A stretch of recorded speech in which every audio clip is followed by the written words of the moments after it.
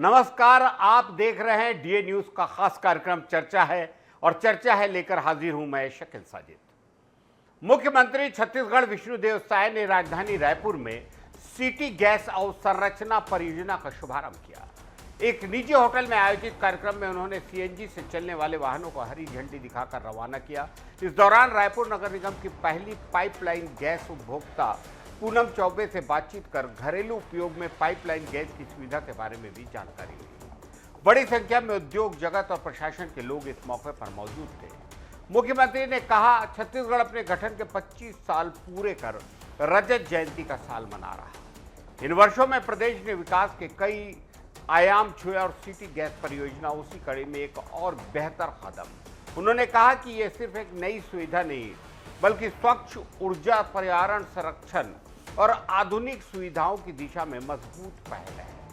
अब मेट्रो शहरों की तरह घरों और दुकानों तक पाइपलाइन के जरिए गैस पहुंचाई जाएगी। उन्होंने बताया कि डीपीएनजी यानी घरेलू पाइप्ड नेचुरल गैस से लोगों को सिलेंडर भरवाने की परेशानी से छुटकारा मिलेगा। इससे वक्त की बचत होगी और सुरक्षा भी बढ़ेगी। साथ ही सस्ती और आसान ऊर्जा मिलने से उद्योगों को भी फायदा होगा और प्रदेश में निवेश बढ़ने की संभावना मजबूत होगी। मुख्यमंत्री ने एचसीजी समूह को बधाई देते हुए उम्मीद जताई कि रायपुर के साथ साथ बलौदाबाजार और गरियाबंद जिलों में भी सीएनजी स्टेशनों का नेटवर्क तेजी से बढ़ाया जाएगा। मुख्यमंत्री ने कहा कि वाहनों में सीएनजी के इस्तेमाल से प्रदूषण कम होगा और आम लोगों के लिए ईंधन खर्च में राहत मिलेगी। हाल ही में पेश किए गए राज्य बजट में भी अधोसंरचना विकास पर खास जोर दिया गया। सरकार का लक्ष्य है कि शहरों के साथ गांव में भी बेहतर सुविधाएं पहुंचे और लोगों को मेट्रो शहरों की जैसी सुविधा मिले। उन्होंने कहा कि विकास और पर्यावरण संरक्षण साथ साथ चले। इसी सोच के साथ सरकार ग्रीन एनर्जी को बढ़ावा दे रही है। मुख्यमंत्री साय ने प्रदेशवासियों से अपील की कि वे स्वच्छ ईंधन अपनाकर हरित और आत्मनिर्भर छत्तीसगढ़ बनाने में मदद करें। ये सिटी गैस परियोजना रायपुर, बलौदाबाजार, गरियाबंद जिलों में शुरू की गई है, जिसके तहत घरों, दुकानों, वाहनों के लिए पाइपलाइन गैस और सीएनजी की सुविधा उपलब्ध कराई जाएगी। कार्यक्रम में एचसीजी समूह के प्रबंध निदेशक राहुल चोपड़ा, निदेशक राजीव माथुर, अध्यक्ष दीपक सावंत, राकेश रंजन, गेल इंडिया लिमिटेड के प्रतिनिधि और कई उद्योगपति मौजूद रहे। राजधानी रायपुर में चेटी चंड पर्व की शोभा यात्रा को लेकर चल रहा विवाद फिलहाल थम गया है। पुलिस ने शर्तों के साथ शोभा यात्रा निकालने की अनुमति दे दी है, लेकिन सिंधी समाज के लोगों की नाराजगी अब भी बनी हुई है। पुलिस कमिश्नर द्वारा पहले जारी आदेश में जय स्तंभ चौक और आसपास के व्यस्त इलाकों को जुलूस और कार्यक्रमों के लिए प्रतिबंधित क्षेत्र घोषित किया था, जिसके बाद समाज में विरोध शुरू हो गया था। सिंधी समाज के कुछ पदाधिकारियों का मानना है कि अगले महीने बेहद बड़ा चेटी चंद्र का उत्सव है और हर साल शहर में भव्य शोभा यात्रा निकाली जाती है और जिसमें सभी समाज के लोग शामिल होते हैं। ऐसे में अचानक प्रतिबंध लगाने से समाज की भावनाएं आहत हो रही हैं। चेटी चंद्र महोत्सव समिति ने अतिरिक्त पुलिस उपायुक्त मध्य रायपुर कमिश्नरेट को आवेदन देकर शोभा यात्रा की अनुमति मांगी थी। इसके बाद कुछ शर्तों के बाद अनुमति दी गई। नई शर्तों के मुताबिक शोभा यात्रा रात 9 बजे के बाद गुरु नानक चौक से शारदा चौक तक पहुंचेगी। वाहनों में साउंड बॉक्स, डीजे और धुमाल का उपयोग पूरी तरह प्रतिबंधित रहेगा। केवल पारंपरिक वाद्य यंत्र जैसे ढोल और बैंड बाजा ही बजाए जा सकेंगे और वह भी रात के 10 बजे तक। पुलिस प्रशासन का कहना है कि यह फैसला कानून व्यवस्था और ट्रैफिक व्यवस्था को ध्यान में रखकर लिया गया है। छत्तीसगढ़ सिंधी पंचायत के प्रदेश प्रवक्ता सुभाष बजाज ने कहा है कि यह आदेश त्योहार से 1 महीने पहले जारी किया है, जिससे समाज में असंतोष है। बजाज का यह भी कहना है कि हजारों लोग इस आयोजन में शामिल होते हैं और शहर के मुख्य चौक चौराहे पर रोक लगाना उचित नहीं है। उन्होंने यह भी कहा कि 9 बजे के बाद शोभा यात्रा को जयस्तंभ चौक में प्रवेश की अनुमति मिलनी चाहिए। पुलिस कमिश्नर संजीव शुक्ला ने 25 फरवरी 2026 को यह आदेश जारी किया था। इससे पहले पुलिस उपायुक्त मध्य क्षेत्र की रिपोर्ट में बताया गया कि सुबह 9 बजे से रात 9 बजे तक शहर के व्यस्त मार्गों पर ट्रैफिक का दबाव रहता है, आम लोगों को परेशानी होती है। इसलिए जी रोड, मालवीय रोड, सदर बाजार रोड और एमजी रोड के कुछ हिस्सों को 2 महीने के लिए प्रतिबंधित क्षेत्र घोषित किया।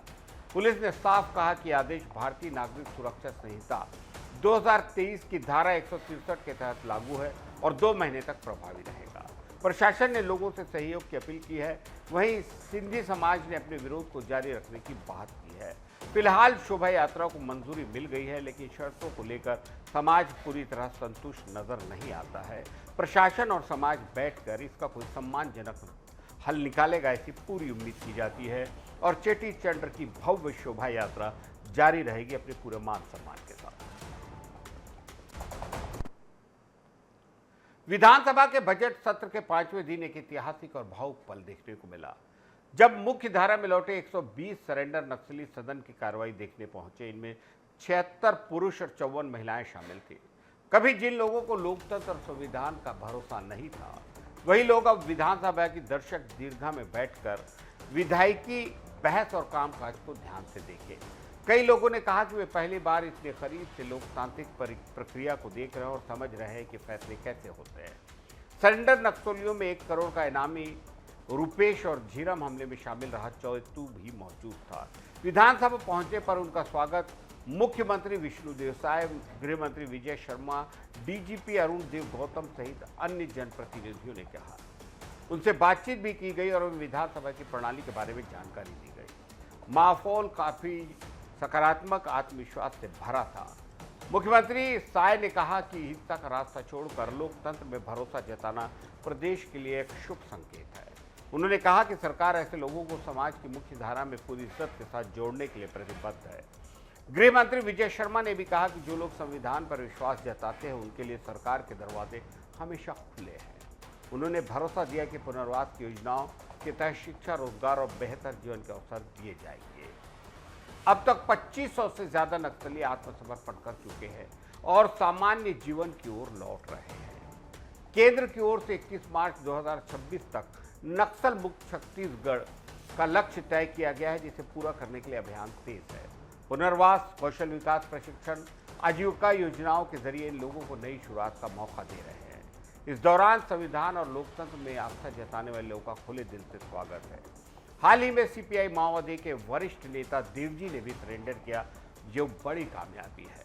विधानसभा में 120 सरेंडर नक्सलियों की मौजूदगी का साफ संदेश है कि बदलते हालात में बंदूक नहीं, बल्कि लोकतंत्र के रास्ते पर चलने की सोच बुलेट के सहारे मजबूत होगी।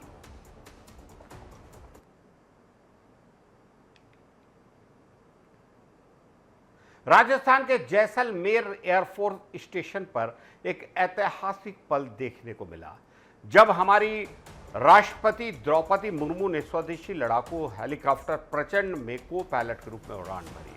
वे भारत की पहली राष्ट्रपति बन गई जिन्होंने किसी लड़ाकू हेलीकॉप्टर में को पायलट की जिम्मेदारी निभाई है। उनके लिए करीब 25 मिनट की विशेष उड़ान तय की गई थी। ये उड़ान वायुसेना के बड़े कार्यक्रम वायु शक्ति 2026 से पहले आयोजित है। प्रचंड भारत का पहला स्वदेशी हल्का लड़ाकू हेलीकॉप्टर है, जिसे हिंदुस्तान एरोनॉटिक्स लिमिटेड ने डिजाइन और विकसित किया है। यह हेलीकॉप्टर रेगिस्तान से लेकर ऊंचे पहाड़ी इलाकों तक हर तरह की परिस्थितियों में काम करेगा। बताया जाता है कि यह 5000 मीटर से अधिक ऊंचाई पर भी आसानी से उड़ान भर सकता है। इससे पहले अक्टूबर 2022 में रक्षा मंत्री राजनाथ सिंह ने भी जोधपुर वायुसेना स्टेशन से प्रचंड में उड़ान भरी थी। राष्ट्रपति मुर्मू इससे पहले भी लड़ाकू विमानों में उड़ान भर चुकी हैं। 2023 अक्टूबर में उन्होंने अंबाला वायु स्टेशन पर डसाल्ट रफाल में उड़ान भरी थी। वहीं 2023 अप्रैल में असम के तेजपुर वायुसेना स्टेशन पर सुखाई 30 MKI में करीब 30 मिनट की उड़ान। इस तरह वे अलग अलग लड़ाकू विमानों और हेलीकॉप्टरों से उड़ान भरने वाली पहली भारतीय राष्ट्रपति बन गई हैं, जो हमारे लिए गौरव का विषय है।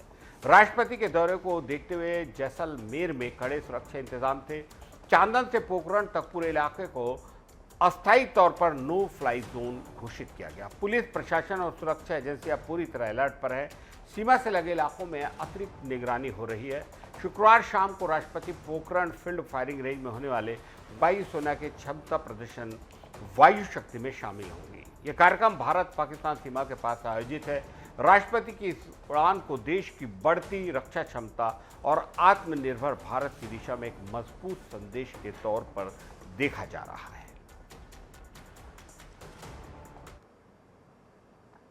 रायपुर में कलेक्टर डॉक्टर गौरव सिंह ने जिले के पीएमसी और शासकीय इलाकों स्कूलों में चल रहे निर्माण और मरम्मत कार्यों की समीक्षा की और अधिकारियों को सख्त निर्देश दिए कि सभी कार्य समयबद्ध तरीके से किए जाएं। उन्होंने कहा कि किसी भी तरह की देरी बर्दाश्त नहीं होगी और अधूरे कार्यों को जल्द से जल्द पूरा करना प्राथमिकता है। कलेक्ट्रेट सभाकक्ष में आयोजित बैठक में कलेक्टर ने फिनिशिंग स्तर पर चल रहे निर्माण, मरम्मत और बालिका शौचालय निर्माण कार्यों को 8 मार्च 2026 से पहले पूरा करने का निर्देश दिया। अधिकारियों से कहा कि टेंडर आधारित बड़े निर्माण कार्य अप्रैल 2026 के अंत तक पूरे हों। इस दौरान लोक निर्माण विभाग, ग्रामीण यांत्रिकी सेवा, नगरीय निकाय और जनपद पंचायत के अधिकारियों के संयुक्त रूप से मॉनिटरिंग करने के आदेश हुए।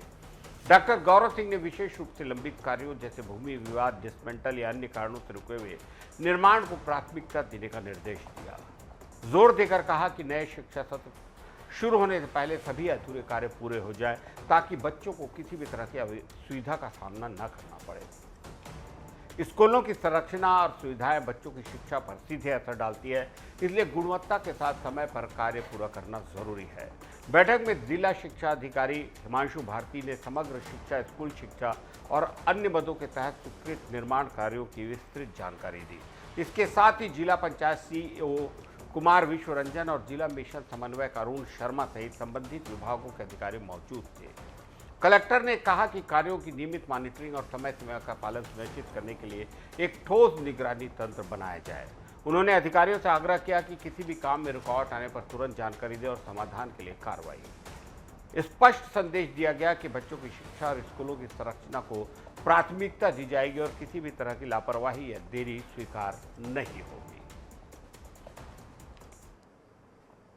एक बेहद शानदार शख्सियत बॉलीवुड की रवीन जैन, म्यूजिक इंडस्ट्री का एक ऐसा नाम जिन्हें गीतकार, संगीतकार और गायक तीनों रूपों में लोग याद करते हैं। भले ही अब वो हमारे बीच नहीं रहे, लेकिन उनके बनाए गीत और भजन आज भी लोगों के दिलों में बसे हैं। 28 फरवरी आज उनकी जयंती। इस मौके पर उनके जीवन की कुछ खास बातें। 28 फरवरी 1964 को अलीगढ़ में जन्म हुआ। वे बचपन से दृष्टिहीन थे, लेकिन उनके अंदर संगीत की अद्भुत प्रतिभा थी। उनके माता पिता इंद्रमणि जैन और किरण जैन ने उनकी रुचि और प्रतिभा को पहचाना। अपने संगीत का प्रशिक्षण जीएल जैन, जनार्दन शर्मा और नाथुराम जैसे गुरुओं से रवीन जैन ने लिया। कैरियर उन्होंने मंदिरों में भजन गाकर शुरू किया। उनका पहला फिल्मी काम 1972 की फिल्म कांच और हीरा थी, जिसमें उन्होंने नज़र नहीं आती मंजिल गाने का संगीत तैयार किया और इसे मोहम्मद रफ़ी ने बड़ी खूबसूरती से गाया। हालांकि ये फिल्म ज़्यादा सफल नहीं रही, लेकिन रवीन जैन जी को ज़बरदस्त पहचान मिली। उनकी किस्मत जब बदल गई। अमिताभ बच्चन की फिल्म सौदागर 1973 में उन्होंने संगीत दिया। इस फिल्म ने फिल्म इंडस्ट्री में उन्हें स्थापित कर दिया। इसके अलावा फिल्म चोर मचाए शोर का गीत घुंघरी की तरह बजता ही रहूँगा किशोर कुमार की आवाज़ में सुपरहिट हुआ और उस फिल्म के बहुत सारे गीत, जिसमें एक डाल पर तोता बोले, एक डाल पर मैना और ले जाएंगे दिल वाले दुल्हनिया ले जाएंगे, ने रातों रात रवीन जैन को स्टार बना दिया। वे अपने काम को लेकर बेहद गंभीर थे। जब उनके पिता का निधन हुआ तब भी वे सौदागर के गीत सजना है मुझे सजना के लिए रिकॉर्डिंग पूरी किए बिना स्टूडियो नहीं छोड़ रहे थे। केजे येसुदास के साथ जुड़ाव भी काफ़ी खास था। उन्होंने कई हिट गीत इस जोड़ी के जरिए दिए, जैसे गोरी तेरा गांव बड़ा प्यारा और तेरी भोली मुस्कान। सिर्फ फिल्मों तक ही नहीं, रवीन जैन धार्मिक गीतों और भजनों के लिए ज़बरदस्त रूप से जाना जाते हैं। रामायण के गीत और चौपाई उन्होंने खुद गाई और उसके ज़रिए रामानंद सागर के शो को घर घर में लोकप्रियता मिली। उनके गीत आज भी मंदिरों और घरों में गूंजते हैं और ये खूबसूरत शानदार आवाज़ लोगों के दिलों में जिंदा है। आज के लिए चर्चा है में इतना ही। इजाज़त दीजिए शकील साजिद को। नमस्कार।